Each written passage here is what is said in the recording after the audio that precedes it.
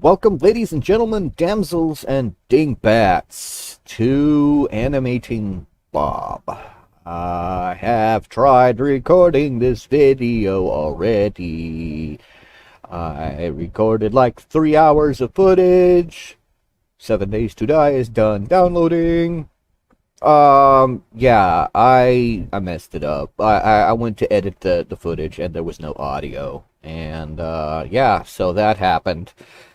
Anywho, let me check and make sure there's audio this time. Alright, we have audio. We're good. Me and my technical issues, I swear. Anyway, Animating Bob. For those of you familiar with my channel, Bone Daddy Bob is a character that I have had around for a while. He is the mascot of the channel.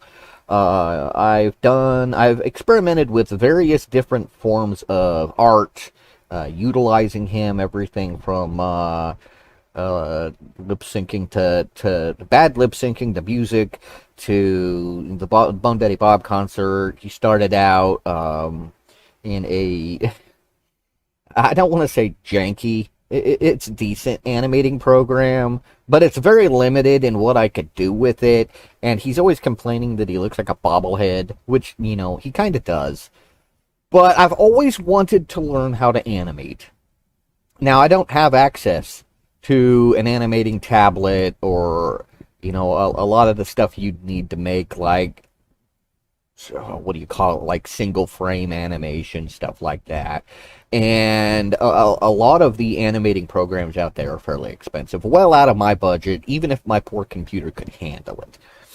But recently I've decided I'm not getting any younger.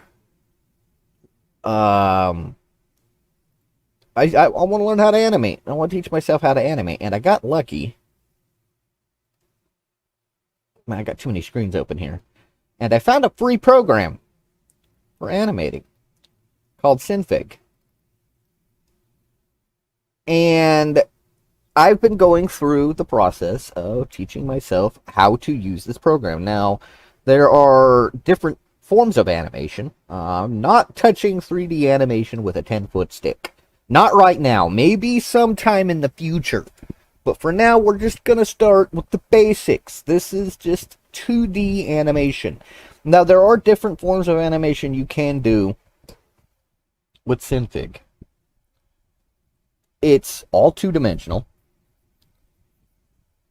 But let me open up their site here. Different kinds of animating that you can do, or different styles. Like you can actually do hand-drawn or, you know, cartoon style animation. You can do the bones. I don't know what it's called. I'm still learning all of this. But see, there's different styles. So what I want to teach myself to do first of all is the I don't know what it's called. I call it the paper cut animation. Those of you familiar with this show are familiar with this style of animation. Basically, they're just little cutout characters. And different parts of their body can be moved around to give the impression that they're moving. But I don't know how to describe it.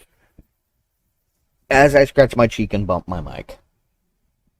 So anyway, yeah, that's the style of animation I'm going to be attempting to learn with this program.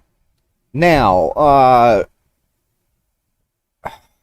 I need to make YouTube videos. I need to make content for you guys. And learning how to do this animation is taking up a lot of my time. I'm sorry, I'm distracted by looking at this gray grid on my screen. It looks like it's moving. But anyway, I figure what better way to kill two birds with one stone, proverbially speaking, than to turn my learning experience into videos to share with you guys. So what I've done already, like I said, I've tried to do this video already. So I learned with this. So basically what I did was I found a stock image off of YouTube, or not YouTube, off of Facebook. I just went to Google and I basically searched like free skull image or whatever. And I found this image here. So I turned this image into this. Now I'm going to show you the process that I did to kind of get you caught up to where I am now, so that in the future as we carry on, we're all on the same page here. But my eyeballs are off center. I don't like that. Alright. So yeah, I added the eyes. I hinged the jaw.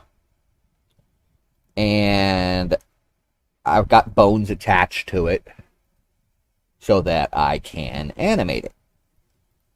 I've learned how to use the animation. Well, I'm learning how to use the animation panel and all of that. But I have these controllers over here where if I click on them and I move them, I can move. That's a little extreme. Hold on. See, I can kind of move things around a little bit. So frame by frame, I can move things around it and do the basic animation on the head, so I can make Bob talk. And it took me a while to learn how to do this. And I'm still learning how to do this. I'm forgetting how to do more than I've learned. I haven't ingrained it yet. But making these videos for you and showing you what I'm doing will be good practice in getting this information to stay in my squishy brain matter noodle up there between my brains. Or my ears. Yeah, see, it doesn't even want to work trying to make this stupid video. But anywho, so I figure what I will do is I will show you step by step how I got to this point. And we will do so. Last time I made this video, I once again went into Google and found a different image, which I think I have since deleted. No, wait, hold on. Alright, I do not have the information anymore because I got frustrated that I screwed up the video, so I deleted it, and I'm like, alright, I'm going to start over. So what I did was I just searched free skull images, and I went through here until I found an image I wanted. And actually, I went into vector. And the reason for choosing a vector image is because no matter how far in you zoom on the image, it stays clear. So I will do all of this again for your sake. So I'm going to copy this. Nope, that image has a watermark. That image is not as free as Google told me it was. So free vector. Alright, let's go with... Oh, this is the one, right here. Okay, so I open this image, or I copy this image, and then just using my paint program, I'll paste it in here, crop it down, and we'll save it to the desktop as YouTube skull.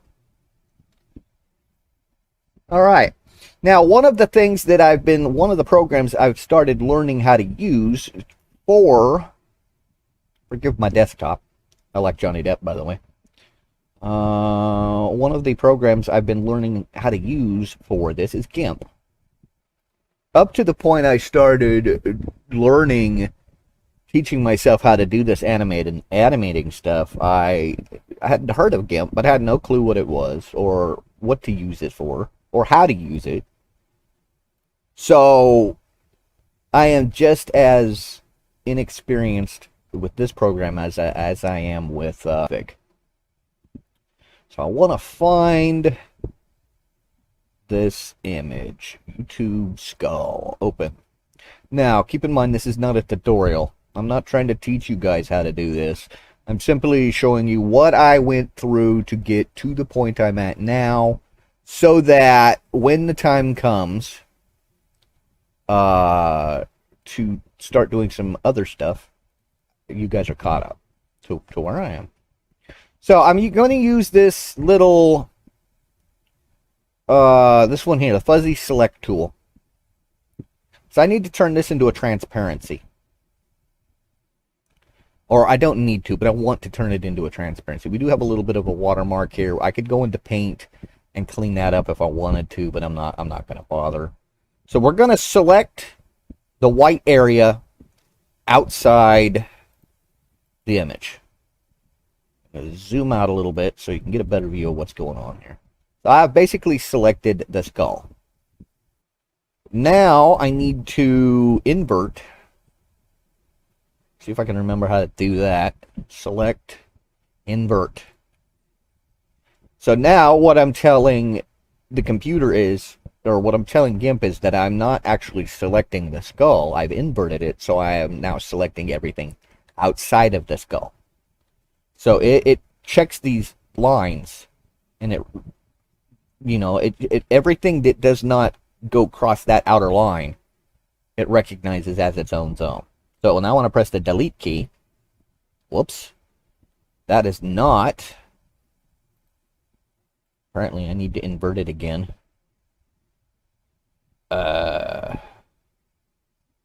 Invert. Delete. There we go. Now something I forgot to do. It's all gray here.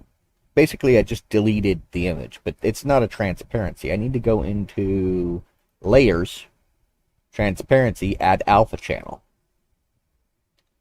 So let's hit the delete key again. There, that gray checker box means that this is see-through. It doesn't exist. So now if I go through and click the other white areas,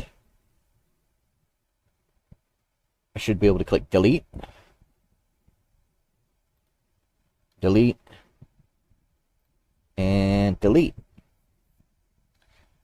And then we're going to export it. I'm not going to save it because I shouldn't need it later. I said this once already and I should have saved it. But, oh well. So I'm going to go ahead and export it as a PNG.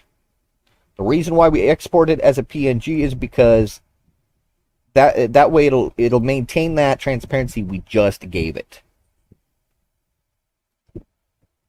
Okay? So now, we'll minimize that for now. If you go into the animation, or the synfig, you drag that image onto the screen that we just made, and this is what you get. You'll have this. Now, in order to animate this, wait, this is GIMP. What am I doing? There. Synfig animation. So I'll just show you. Stop it. Drag this right here. And then, of course, we need to zoom out a whole bunch. There we go. Now it fits on our canvas. So this is the base image we're going to be using. Now, I want the upper skull and the headphones and the mic to be separate from the jaw. For the animation, I want the jaw to be able to move up and down. We're not going to be able to do that right now because it's a single solid image. So, the image is still open in GIMP. So what we're going to do is we're going to use our free select tool. Going to zoom in to the jaw. And then we're going to use the free select tool to trace around the inside of the mouth and the lower jaw to separate it from the upper jaw and the top of the skull. So all I'm doing is clicking around the teeth. Now, if you hold the button down and then move the mouse, you can actually trace.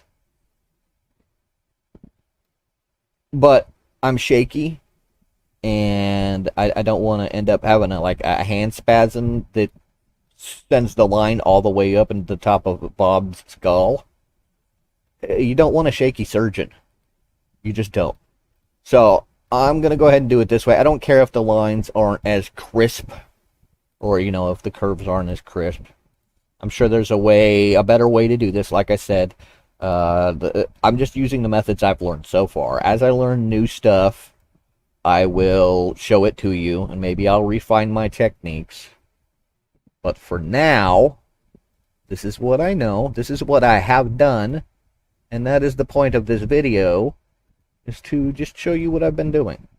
So now that we've come all the way back around, we're going to click here. We're going to delete. That's going to give us our upper jaw and the mic. So let's export this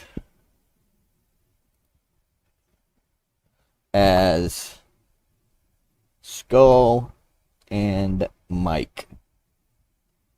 PNG. Export. Okay, now I'm going to undo that. And now I do need to invert.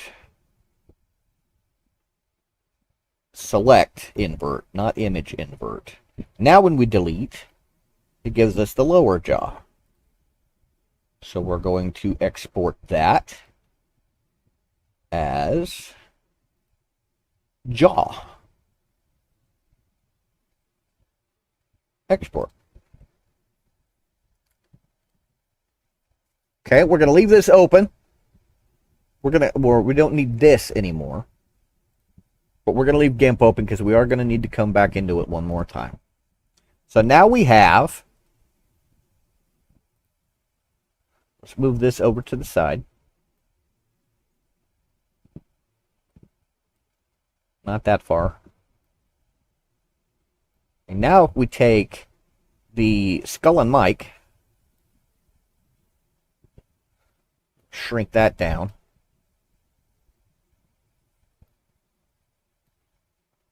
Now we can see that the skull and mic is separate from the jaw. But the jaw still has this annoying little mic hole in it. I need to fix that. I don't want that mic hole visible when the mouth is opening and closing. Plus, we need to do a little bit of modification to the jaw itself. So I'm going to go ahead and open that up in Paint. Now, again, I'm sure there's got to be a way to do all of this in GIMP or even in Synfig, but I don't know how to do that yet. So I'm just going to do it. What happened here?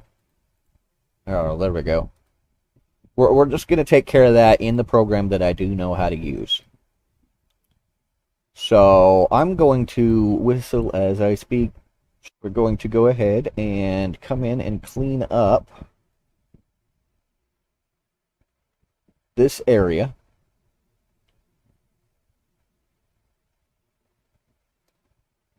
Last time I did this, I discovered that I can just, with this image, it's asymmetrical enough. I can just come in here like this, copy, and paste,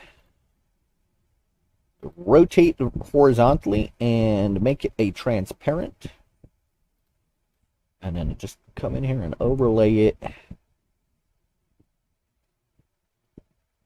kind of like right in there. Now that is good enough for now, but I have this retentiveness where this stuff here like bothers me.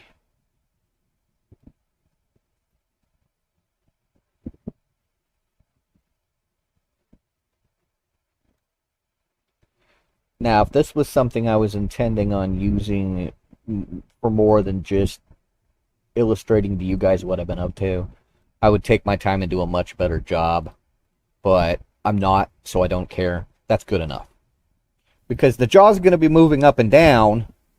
It can't move down too far because there's only so much jaw. You'll see the gap when I animate it. So I actually want to bring this up. Give myself some more jawbone so that I can extend the jaw down further in the animation. So like that. Now I also want to fill in this part with the black, so that as the mouth is opening and closing, you don't see this white stuff appearing. And I'm going to take just a minute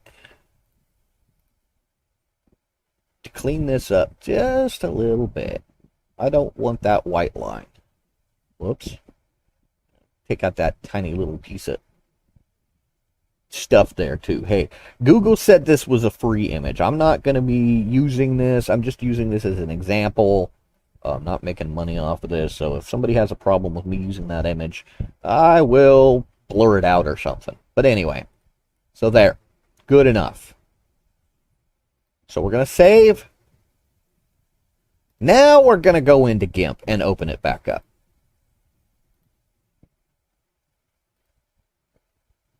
And do this. So now we have the transparency of the lower jaw. So we'll go ahead and export that. Now we should be done in GIMP for now. So now I can take the lower jaw and drag it in. Shrink it down. It should be about the right size. Make it a little smaller. Now you notice it's a little, it's on top. Now, everything you do in Synfig creates a layer.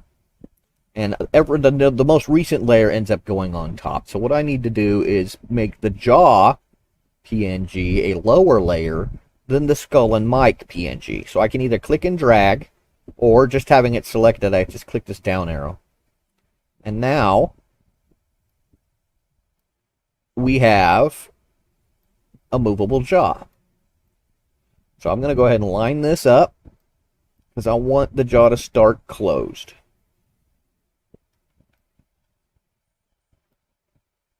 Come on. Get over there. A little more. Good enough. All right. So we have our base image that we're going to use. Now you notice when the jaw moves, let's go ahead and save this. This program likes to close sometimes and bug out sometimes.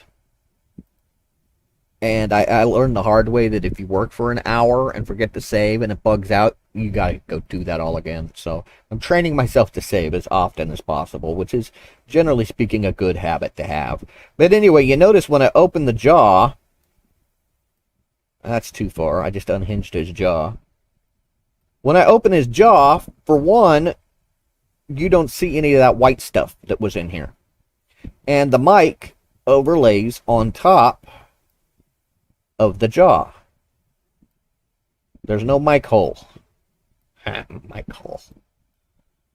So, the next thing we need to do is put it in some bones for our bones so that we can start making the controllers. Actually, the next thing I want to do is make some eyeballs. But I think, let me see how much time I got left on this video. I was a lot more efficient this recording than I was in the last one. Yes, it is time to wrap this video up. I have actually recorded this part twice. I went through and I said my goodbyes and my wrap-ups, and I went into close OBS, and I had forgotten to click start recording again in the first place. So yeah, it's 7 o'clock in the morning. I have not slept for a while. Brain ain't working. Before I go, I do want to show you again the model that I will be using for Bob. The real Bob. The last and final Bob. Well, for the 2D animating. This is going to be his body. And this is going to be the suit he is in. I haven't picked out a top hat for him yet, but I will. So in order to use all of this, I need to go through, and I've already done it, well, part of it, with his body. Go through and cut out all of the pieces that I want to be able to move. There's his torsos.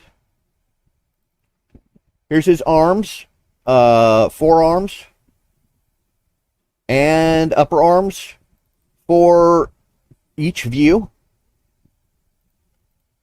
I've got his, obviously his skulls. So like if his front view skull with the jaw and the upper, the top separated. They're not transparencies yet, but since I've already gone through and cut all of these out and cleaned them up, all I need to do is run them through GIMP and just turn them into transparencies, and then I'll be able to drag and drop them straight in to Synfig. Then I need to start putting bones together and learning how to do all of that. So next episode when we get together, we're going to turn this into this. We're going to make it to where the jaw moves up and down. We're going to give him some eyes and all of that, make it so that they can be animated. I will show you what I did for that to get to here.